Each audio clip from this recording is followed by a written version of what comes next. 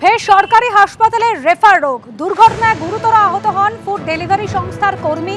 একের পর এক হাসপাতালে তাকে ঘুরতে হয়েছে, কোনো হাসপাতালে তাকে ভর্তি নেয়নি। দুর্ঘটনায় 11 ঘন্টা পর এসএসকেএম এর ট্রমা কেয়ার সেন্টারে ভর্তি করা হলেও বেড মেলেনি। এখন ওরা ব্রেন ঘষে ভর্তি করেছে, আরো সব যারা ছিল ওখান থেকে আবার ওই টেকনোতে নিয়ে আসলাম। টেকনোতে বললো এটা জেনিতে নিয়ে, জেনিতে বললো এটা আরজি করলে ঠিক হবে। আরজি কর বলছে যে এটা অ্যাপোলোতেই নিয়ে যাও তোমরা। আবার অ্যাপোলোতে নিয়ে গেলাম। অ্যাপোলোতে নিয়ে গিয়ে ওরা বলছে যে বিশাল ডিমান্ড করছে, তা আমরা তো ডিমান্ডটা রাত্রের মধ্যে জোগাড় করতে পারছি না।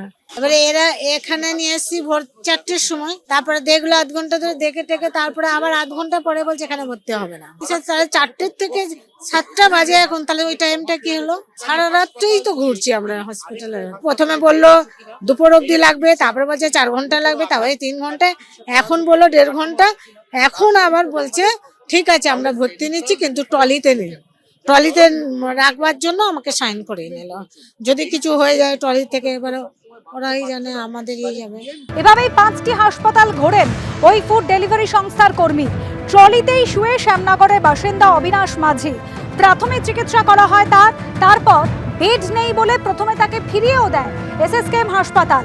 এরপর সকাল 9:30 নাগাদ তাকে হাসপাতাল ভর্তি দেয়।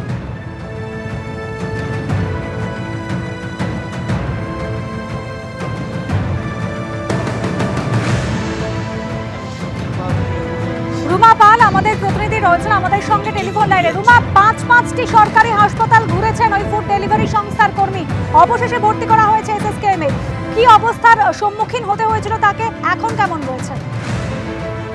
দেখো, শ্যামনগরের বাসিন্দা এবং কাল রাত ঠিক 10টা 20 নাগাদ প্রত্যক্ষদর্শীরা জানাচ্ছেন যে যখন তিনি ব্যারাকপুরের লালকুঠি সেখানে ডেলিভারি দিতে যাচ্ছেন খাবার, তখন কিন্তু এই অ্যাক্সিডেন্টের সম্মুখীন হয় এবং সেই অ্যাক্সিডেন্টে যে ট্রাক পিষ্ট করে দেয় এবং তার ফলে কিন্তু বা পাটা অত্যন্ত মানে ইনজিয়ার্ড হয়েছে। এবং তারপরে কিন্তু বিভিন্ন হাসপাতাল ঘুরতে হয়। বিএন বোস হাসপাতালে যান, তারপরে বেসরকারি হাসপাতালে যান, আরজি করেও যান। আরজি করে যেটা পরিবারের বক্তব্য যে আরজি কর বলে যে তার পা বাদ দিতে হবে।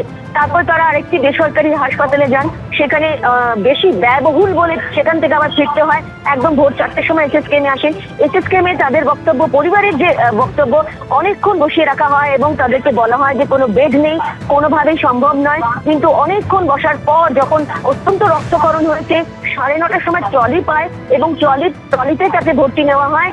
এবং এই মুহূর্তে যেটা পরিবারের তরফ থেকে বলা হচ্ছে যে কখন অপারেশন হবে সেটা জানানো হয়নি, কিন্তু ভর্তি নেওয়া হয়েছে এমনটা বলেছে। অর্থাৎ বুঝতে পারছো, কাল রাত থেকে বিভিন্ন হাসপাতালে তারা ঘুরেছেন এবং যেহেতু অত্যন্ত ক্রিটিক্যাল এবং খুবই বলা যেতে পারে যে রক্তক্ষরণ হয়েছে যা প্রত্যক্ষদর্শীরা বলছেন, তার ফলে কিন্তু এসএসকেএমে আসার পর ভোর 4টের সময় যখন তারা এসএসকেএমে এসেছেন, তারপর প্রায় এতক্ষণ সময় লেগে গেল, 9:30 পর্যন্ত বেজে গেল, তারা কিন্তু ভর্তি হতে পারেন না। যদিও হাসপাতালে অনেক রোগীর সংখ্যা বেশি রয়েছে, কিন্তু কেনই বা তাদেরকে বলা হলো যে এখন বেড পাবে বা বেড পাবে না, এর মধ্যে একটা কিন্তু দোদুল্যমান অবস্থা ছিল, এমনটাই কিন্তু পরিবারের বক্তব্য।